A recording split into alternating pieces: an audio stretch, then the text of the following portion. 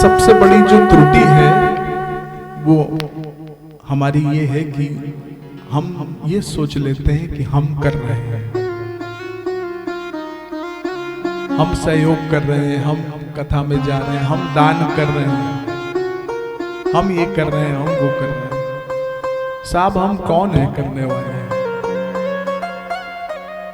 अभी पटना में एक कथा हुई थी तो उसमें एक माता जी अपने साथ छोटी सी मूर्ति बाबा की लेकर के आती थी। जो बाबा के भक्त हैं वो अपने पास एक छोटा सा स्वरूप रखते हैं बाबा का, उसको सजाते भी हैं, बाबा को स्नान भी कराते हैं। ऐसा ही होता है ना। आरती साईं बाबा सौख्य दातार जीवा चरणार जांतली द्यावा दासा विसावा भक्ता विसावा आरती साईं बाबा। तो वो अपने साथ छोटी सी मूर्ति बाबा की लेकर के आती थी रोज कथा में। तो जो सेवा दल के जो हमारे बच्चे थे, एक दिन उन्होंने कहा माता जी से कि आप रोज बाबा को अपने साथ लेकर के आती हैं, रोज। बड़ा सुंदर जवाब दिया उन्होंने। कहा कि मैं नहीं, मेरे बाबा मुझे कथा में लाते हैं, इसलिए ध्यान रखना कि हम करने वाले नहीं हैं, वही करता है, वही करवाता है। क्यों बंदे तू इतराता है, एक श्वास भी नहीं तेरे बस की, वही रात में सुलाता है और फिर वही सुबह जगाता है। बाबा ही करने वाले हैं, हम और आप कोई नहीं। अगर आप यहाँ पर बैठे हो या सुन भी रहे हो किसी चैनल से, तो ये भी बाबा की कृपा है, बाबा का अनुग्रह है। तो आपने चरित्र में पढ़ा होगा, मैं आपको कथा में भी गुणानुवाद कर रहा हूं कि द्वारिका माई में बाबा ने अनेकानेक चमत्कार किए हैं। और एक बार भगवान धूनी के समक्ष बैठे हुए थे और अचानक से बाबा ने जलती हुई धूनी में अपना हाथ डाल दिया। बोलो साईनाथ महाराज की जय। जितने भी भक्त वहां पर बैठे थे, कोलाहल मच गया कि ये कौन सी लीला है। और जब बाबा से उन्होंने पूछा कि बाबा ये कौन सा चमत्कार है, तो बाबा ने जवाब दिया कि यहाँ से कुछ दूर पर मेरी एक भक्त जो लोहारिन का काम करती है, उसकी कमर में उसका शिशु बंधा हुआ था, वो जलती हुई अग्नि में गिरने वाला था। तेरे साईं ने अपना हाथ यहाँ डाल दिया और उस बच्चे की रक्षा की। बोलो साईनाथ महाराज। इसी प्रकार से एक बार शिरडी में बहुत जोर का झंझावात आ गया, बहुत जोर से चारों तरफ तूफान का वातावरण बन गया। जितने भी भक्त थे बड़े भयभीत हो गए और द्वारिका माई के पास जाकर के उन्होंने बाबा को पुकारा है। बाबा बाहर निकले और उन्होंने गगन की ओर इशारा किया और बोला रुक जाओ, और वो जो तूफान था वो शांत हो गया। मेरा कहने का अभिप्राय यह है कि तूफान जीवन में जरूर आएगा, तूफान जीवन में जरूर आएगा, लेकिन अगर आप विश्वास बनाए रखोगे भगवान पर, तो कब संकट का समय निकल जाएगा आपको मालूम भी नहीं चलेगा। बोलो साईनाथ महाराज जय। ये मैं आपको इसलिए कह रहा हूं क्योंकि एक गुरु और एक शिष्य एक जहाज में बैठ करके जा रहे थे, तो अचानक से तूफान आ गया समुद्र में और जहाज डगमगाने लगा। तो वो जो शिष्य था वो घबरा गया। तो उसने अपने गुरु से कहा कि मुझे भय लग रहा है, लेकिन गुरुजी ने एक छोटा सा चाकू निकाला और शिष्य की गर्दन पे लगा दिया। कहा कि तुझे डर लग रहा है?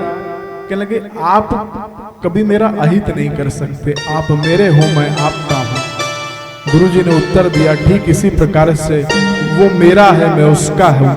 वो मुझे डरा तो सकता है लेकिन कभी मिटा नहीं सकता। इसलिए जीवन में कितना भी विपरीत वातावरण आ जाए, लेकिन घबराने की आवश्यकता नहीं। बाबा अगर रक्षणहार है तो रक्षा अवश्य होगी।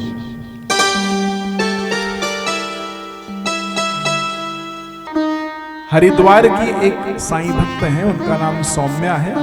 उन्होंने मुझे अपनी घटना बताई तो मेरे नेत्र सजग हो गए। उनके जो पतिदेव हैं सेप्टिसीमिया नामक कोई बीमारी थी, उससे पीड़ित हो गए और हॉस्पिटलाइज हो गए, आईसीयू में थे।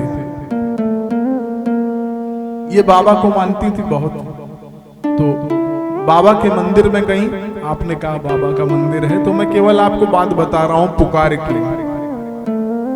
ये बाबा के मंदिर में गई और वैसे तो ये हमेशा जल से अभिषेक करती थी बाबा का, लेकिन आज जब पहुंची तो जो आंखों के आंसू थे उसी से बाबा का अभिषेक कर दिया। बोलो समर्थ सदगुरु श्री साईनाथ महाराज की जय।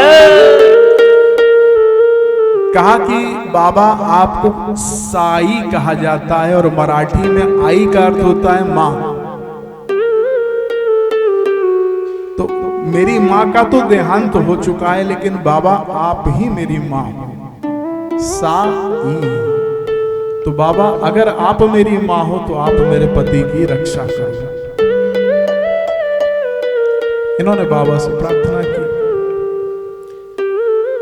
साईं भक्त के पास देने के लिए कुछ नहीं, एक ही वस्तु है बाबा की ऊदी। तो बाबा की विभूति जो है वो वहां के जो पुजारी थे उन्होंने दे दी और कहा कि अगर हो सके तो अपने पति के भाल पर तिलक लगा देना। बाबा के दर से जो पाई रखना संग विभूति, विभूति रे भैया रखना संग विभूति।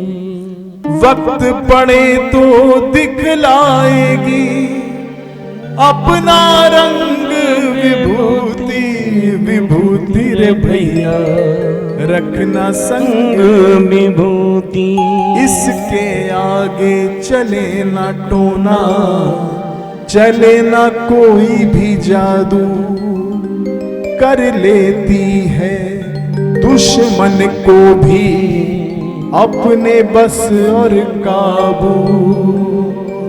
उसकी रक्षा करे ये जिसके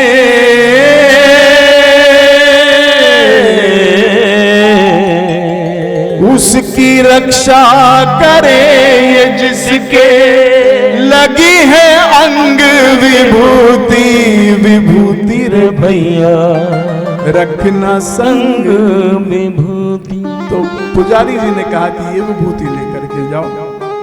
अब जब वो डॉक्टर के पास गई तो आपको तो मालूम है कि डॉक्टर जरा इन सब बातों को कम मानते हैं, लेकिन हकीकत ये है कि भगवान से बड़ा कोई डॉक्टर नहीं है साहब।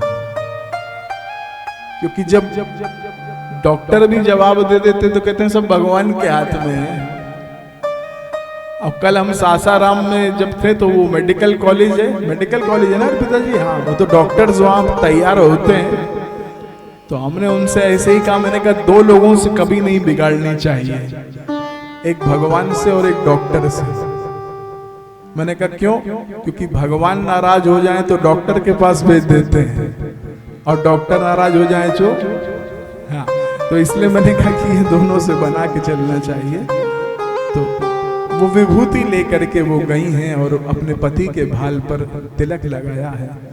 साहब डॉक्टर्स देख करके हैरान रह गए कि जैसे ही विभूति का तिलक किया गया उनकी हालत में सुधार होने लगा और आज उनके जो पति हैं पूर्णतः स्वस्थ हैं बिल्कुल। ऐसी बाबा की कृपा है। जिंदगी मौत के साए में पला करती है, तेरी चौखट ही सारे जग का भला करती है। और उससे दुनिया में कौन मिटाने वाला है, उससे दुनिया में कौन मिटाने वाला है जिसके सीने में बाबा तेरी जोत जला करती है।